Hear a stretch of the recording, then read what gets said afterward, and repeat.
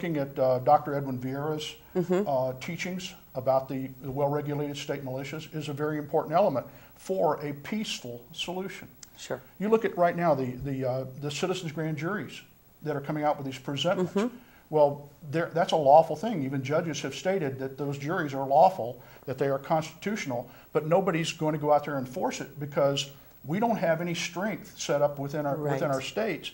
They're not afraid of us. Right. It was Thomas Jefferson, and it's a famous quote. I know everybody uses it, but it's true that when the people fear government, we have tyranny, and when the government fears the people, then we have peace. Exactly. And so, what does this look like? We've got a lot of work to do, and I think that we're probably going to have to escalate the sanctions that we put on this government. We've got to be able to turn off the power to this government. And I'm hesitant to even call it our government. It's really just a ruling corporation. Sure. And how do we turn that power off? Well, first of all, we've got to reach critical mass. We've got to have enough people that are going to stand up and follow the strategic plan that comes out of Continental Congress 2009. Right. We've got to have enough people that are going to follow that plan, that it's going to have an impact, that they're not going to be able to ignore us any longer. Absolutely. Like they have for the last 14 years. Sure. Actually, for the last 150 years or longer. Sure, sure. And so really that's what shows like this, Reunite America, are about, is educating the people not only about what our rights are as the sovereign people of America, but what our duties are as the same. And without a knowledge of who we are and what our rights are, we are powerless. And if we don't, like you say, get the critical masses behind us, a handful of us standing is not going to make a difference. Well, a handful in comparison to whole. First of all, I was reading through the 5,000-year leap, and I came across a part of it. Up until I got to that part, I was really excited about it. I thought that because it really defined natural law very well. It gave a lot of good concepts. But then all of a sudden it came out about we need a majority to make a difference. And that's just wrong. The founders only had maybe 5 to 7% of the population at the time that stood up and initiated the revolution. Only 5 to 7%.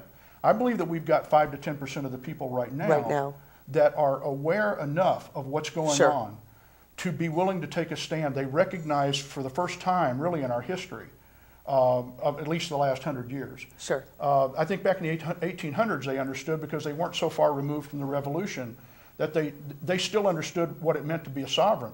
They still used their petit jury votes to kill bad laws. Sure. We're deceived. We're duped by the judges. They tell us, as a juror, you're supposed to just look at the facts of the case and not judge the law. Right. But that's wrong. A sovereign. There was a lady, and I wish I could remember her name, here in Colorado that somebody asked her one day, what does it mean to be a sovereign? And she had the perfect answer. It means that you have the final say on the law. That's us. We have the final say on the law. And we've got the power to take this back, to hold on to our republic, but we've got to learn how to use it. And we've lost that ability because we've abdicated it. We've abdicated it over generation after generation in our complacency and our comfort.